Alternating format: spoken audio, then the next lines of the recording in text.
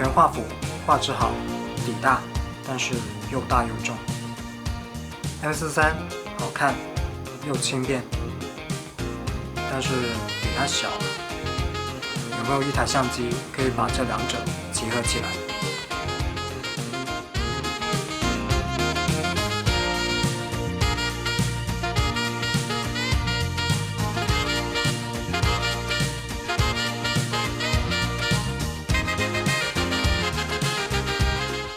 就是松下刚刚发布的这台 G9 二代，它集合了全画幅跟 M43的缺点，它又大又重，它的 CMOS 也只有指甲盖那么大，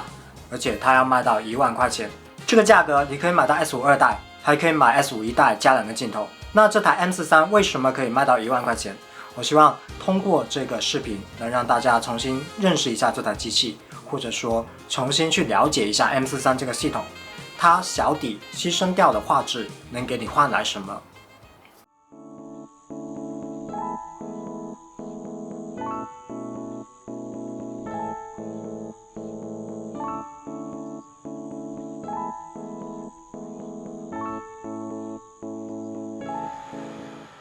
今日帶住 G92，再加呢支18-300，等效全畫幅嘅600焦段，跟住呢支鏡頭2700。加埋個機身大概1萬出頭，咁就可以快樂打雀。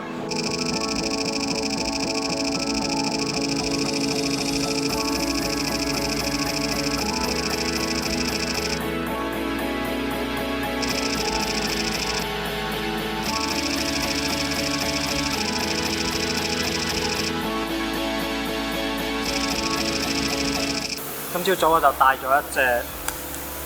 呢張嘅今次短 V90 128G， 佢可以拍到1000張相，但係 G92嘅連拍速度係每秒60張，然之後我仲開咗個0.5秒嘅預拍攝，跟住我撳一撳快門咁就100幾張，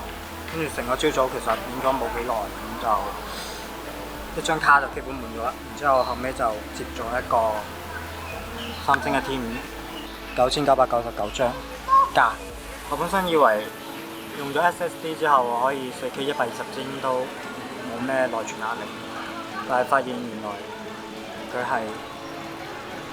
灰嘅。見到有個提示，就話如果 SSD 嘅話就要加多個電積配器，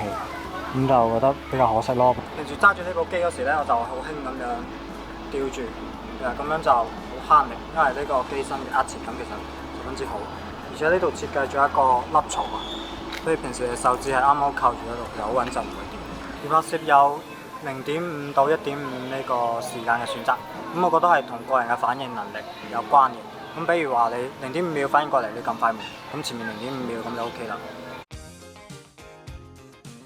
M43因為底小，所以它的鏡頭也可以相應的做得小。就像我當天拿着100-300去打鳥，這個鏡頭加上機身也不過是1kg 多一點，我拿着一整天，我的手都不會覺得累。所以跟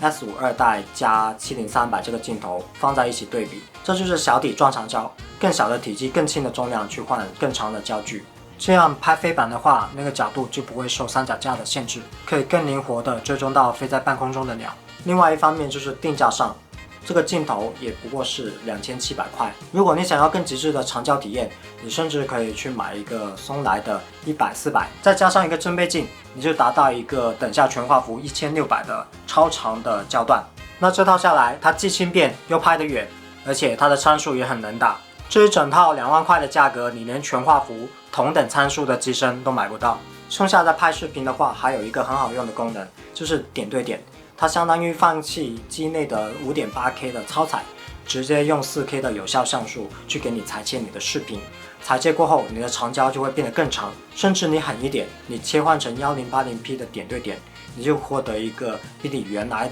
鏡頭的焦距長更多的一個長焦的畫面。雖然它不支持 CF 卡，但是它又讓你插 SSD，2T 的 SSD 才多少錢，對吧？又是省錢。除了打鳥，我覺得 M43這套系統也是十分適合出去徒步。徒步那天，我用 G9 二代搭配了這個14140的大邊焦頭，它是等效於全畫幅的28280的這麼廣的一個變焦，它也支持3防，跟機身的3防搭配，你在戶外下點小雨也問題不大。另外这个镜头也支持微距，基本上这么广的变焦范围你什么都可以拍。这个镜头260克加上机身也不过900出头，900多克是我觉得我能出去徒步最大能接受的重量。但如果我想拍出很稳定的视频画面，我也不可能带一个稳定器。然后就是小底带来的另外一个好处，超强的防抖。如果在户外你要拍瀑布，你要拍河流，如果只是长曝几秒钟的话，你完全可以手持，这个时候根本就不需要三脚架。另外在夜晚的时候，如果你要拍车轨，也是手持就可以了。像松下它有自带一个叫做实时合成的功能，它是用来记录光的变化的轨迹，这个功能用来拍光绘是很好用的。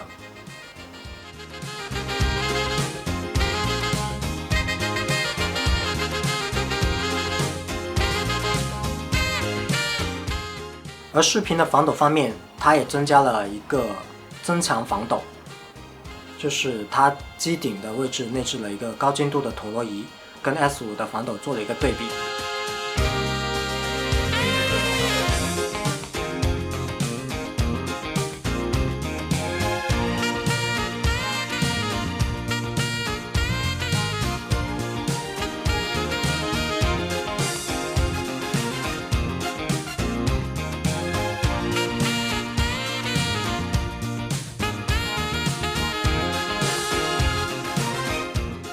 大家都知道 S5 二代的防抖已经是超长的级别，放在一起对比，可以看到 G9 二代更是稳的一批。增强防抖会带来 1.25 倍的画面裁切，但是你也不用太担心这个裁切会影响画质，因为通过 5.8K 超彩的画面再除以这个系数，你还是可以得到一个超 4K 的画面。这样在很大程度上代替了你的三脚架跟稳定器。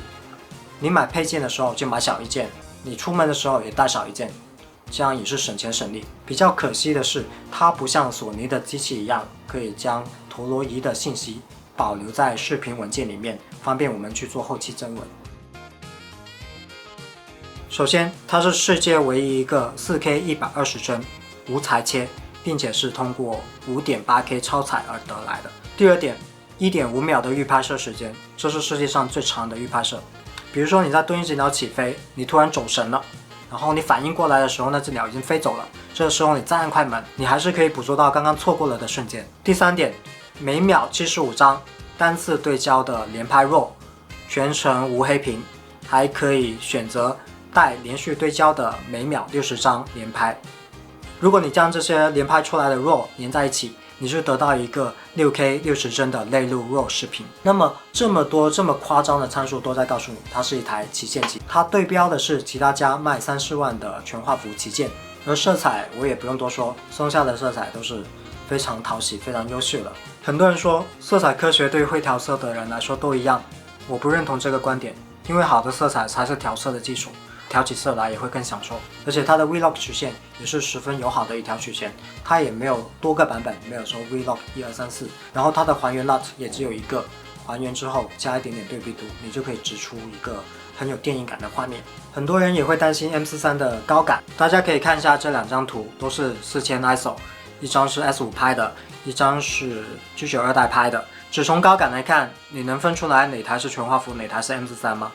那么我们来揭晓答案，它们的细节还是能分辨出来，但是这里也要考虑一个因素是 G9 二代搭配的100、300的锐度是不太行的。但是两者放大来看，我觉得在4000 ISO 这个情况下，没有我想象中的那个差别那么大。我们再来看一下暗光环境1600 ISO 的对比，放大来看，我们仔细看屏子橙色的部分，可以看出来还是有区别的。但还好，现在我们有 AI 降噪，它可以轻松的把 M43 的高感提升一个档次。AI 降噪之后，我们看到画面纯净了很多，但是它也相应的丢失了一些细节。再看一下 G9 二代拍的6400 ISO 的这张照片，小图看起来其实也还好，也还挺干净的。放大来看，你会看到噪点其实还是挺多的，但还好这些噪点不是烦人的彩噪，而是白噪。这种噪点我们消除起来还比较简单一点。其实我们在用 M43 的时候，我们很少会把 ISO 拉得很高，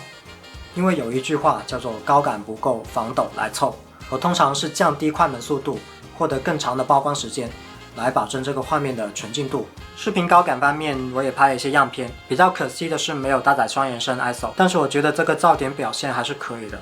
在我的经验中 M43的可用 ISO 一般就在3200左右，但是 G92我觉得这个标准还可以稍微提高一点点。还有一个作弊的功能就是超解，而且 M43可以凭借自己的超强的防抖，可以做到手持超解。我对比了一下 S52代跟 G92代的超解，我们先来看一下原图的对比。在低 ISO 的情况下，其实全画幅跟 M43的细节差距没有那么明显，反而这个情况镜头的锐度带来的影响还会更大。我们进行第一次的超解对比，首先左边是 S52代的脚架模式，然后对比的是 G92代的手持模式，可以看到两者的细节有了不少的提升。再来看一下 G92代也切换成脚架模式，它的画面细节还有纯净度又再提升了一档。再来看一下夜晚的对比，对面的大楼其实已经基本上墙面是没有光的。放大来看，可以看到 M43在这种极限弱光的情况下，细节已经丢失了很多了，跟全画幅的对比非常明显。然后我们开启超解，经过超解，很多本来丢失的细节都恢复过来了。那这个结果不知道大家满不满意呢？超解这个功能，据我所知，只有松下跟奥巴可以直接做到机内生成一个 RAW， 而不用经过自家的软件去后期合成，再加上可以手持超解，那这个功能可以说是十分友好了。而视频画质这方面，1080p 30帧到120帧，4K 30帧到120帧，全部都通过 5.8K 超采。除了松下这个价位或者是更高价位的相机，它都不会注重 1080p 的画质。如果你是 1080p 工作流的用户，那么这台机器就是最强的 1080p 相机。那我现在就是用 S52全程在录我的口播，那它有没有抽，有没有一直对到背景，大家也可以看得到。日常使用中 S52的对焦其实已经完全没问题了。那 G92代是松下第二次做相位对焦，我的个人感受是，这台机器它的系统会比 S52代要更加稳定，它的识别准确性跟稳定性都比 S52代有一定的提升。我也测试了摩托车对焦，也是每一张都合焦了的，没有问题。但是如果以专业机的要求去要求它的话，你要拿去拍野生动物，拿去拍鸟，它还有一定的提升空间。比如说我去抓拍鸟的时候，我想要抬手即拍，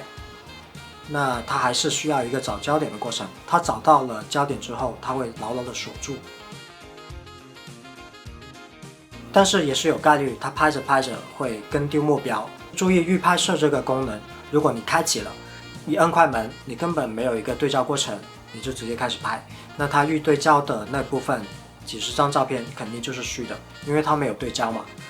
那这个时候你就注意，不是它的对焦性能就是这样，所以你在拍摄的时候就要注意，你要抓拍一个物体，最好就是提前半按到快门。很多人会关心它的 1080p 的对焦，在这里可以告诉大家 1080p 的主要格式都是相位对焦，会降低对焦性能的就是 4K 120帧，而且它也没有了物体识别，你就最好就打开单点或者是区域对焦。但是我上次打鸟的体验来讲，这个也不是什么问题，我也拍到了很多画面。在 S52代我会遇到一个问题，就是明明主体已经识别出来，已经框住了，但是它如果前景有遮挡，它会优先对到前景上。那么在这台机器上也会出现这个问题，但我个人的感觉是概率变小了。还有一个我用 S52代没有出现过的问题，就是在树林这种复杂的场景，它就一直对着背景的那个树林，对不到我的想要的目标，我只能把镜头挪一挪，挪到一个比较明显的前景，对到了再挪回去。但是它的性能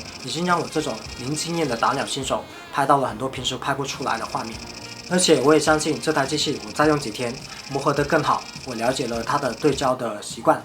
我会有更好的出片率。我相信很多人跟我一样，最期待松下更新的机型是这种小巧，然后外观又好看又复古的小机器，关键是价格也相当的亲民。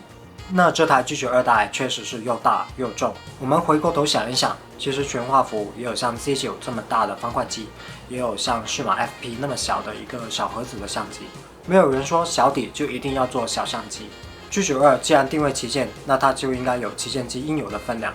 这个分量换来的就是非常可靠的机身，它有3防，也是全金属。有一次我把我的 S52狠狠地摔到了水泥地上，它也只是受了一些轻伤，